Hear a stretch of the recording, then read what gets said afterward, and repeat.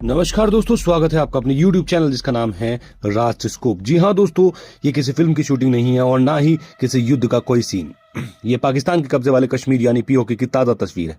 सड़कों पर तनाव, कई इलाकों में भारी सुरक्षा बल तैनात है और हाल ही की घटना ने पूरे क्षेत्र का माहौल बदल दिया है। लेकिन सबसे बड़ा राजनीतिक विवाद तब बढ़ खड़ा हो गया जब पाकिस्तान के रक्षा मंत्री ख्वाजा आसिफ का एक बड़ा बयान सामने आया। उनके बयान के बाद पूरे पाकिस्तान में बहस तेज हो गई और पीओके की स्थिति पर अंतर्राष्ट्रीय मीडिया का ध्यान भी पहले से कहीं ज्यादा बढ़ गया।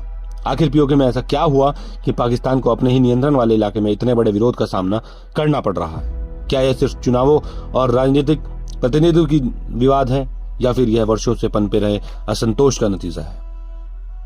आज इस वीडियो में हम शुरुआत से लेकर अब तक की पूरी कहानी और उसकी राजनीतिक मायने और दक्षिण एशिया पर उसके संभावित प्रभाव के बारे में जानेंगे। दोस्तों, इस पूरे घटनाक्रम का समझने से पहले यह जानना जरूरी है कि पीओके आखिर है क्या।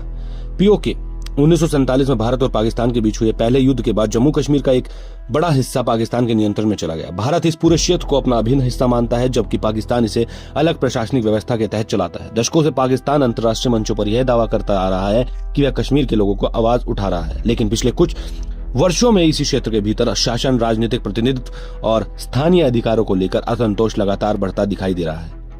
हाल ही के विधानसभा चुनाव के दौरान यही असंतोष खुलकर सामने आया। कई राजनीतिक दलों और स्थानीय संगठनों ने चुनावी प्रक्रिया पर सवाल उठाए, जिसके बाद कई इलाकों में विरोध प्रदर्शन शुरू हो गए। कुछ जगहों पर प्रदर्शनकारियों और सुरक्षा बलों के बीच हिंसक झड़पें हुई, जिनमें कई मौतों की न्यूज भी सामने आई, लेकिन अभी तक आंकड़े क्लियर नहीं है। इतना जरूर साफ है कि हालात बेहद तनावपूर्ण रहे और पूरे क्षेत्र में सुरक्षा बढ़ा दी गई है।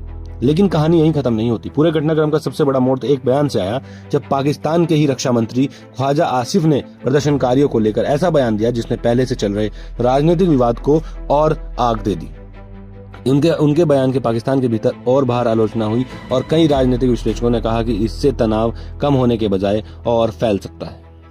इसी दौरान रावलकोट के आसपास के क्षेत्रों में विरोध प्रदर्शनों, सड़क के बंद होना और भारी सुरक्षा तैनाती की खबरें लगातार सामने आती रही। कुछ स्थानों पर चुनावी प्रक्रिया भी प्रभावित हुई।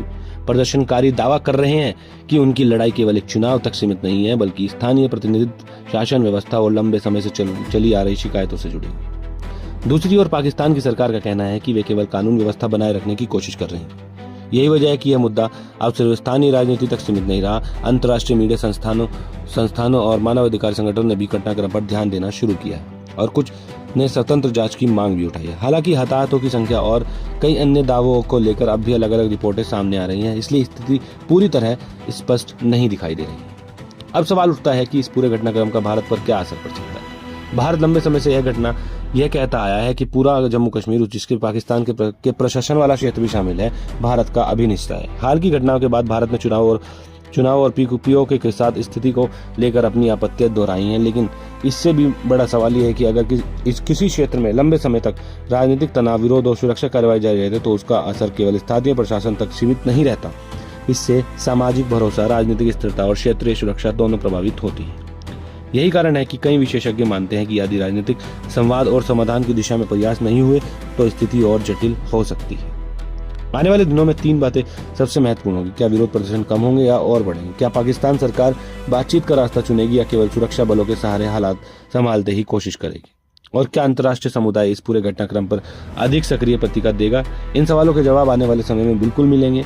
इतिहास हमें यही सिखाता है कि किसी भी क्षेत्र में स्थायी शांति केवल सुरक्षा व्यवस्था से नहीं, बल्कि राजनीतिक संवाद, जन विश्वास और संस्थाओं की विश्वसनीयता से आती है। इसलिए पीओके की मौजूदा स्थिति केवल एक स्थानीय खबर नहीं है, बल्कि दक्षिण एशिया की राजनीति और सुरक्षा से जुड़ा एक महत्वपूर्ण घटनाक्रम है, जिस पर पूरी दुनिया की नजर बनी हुई है।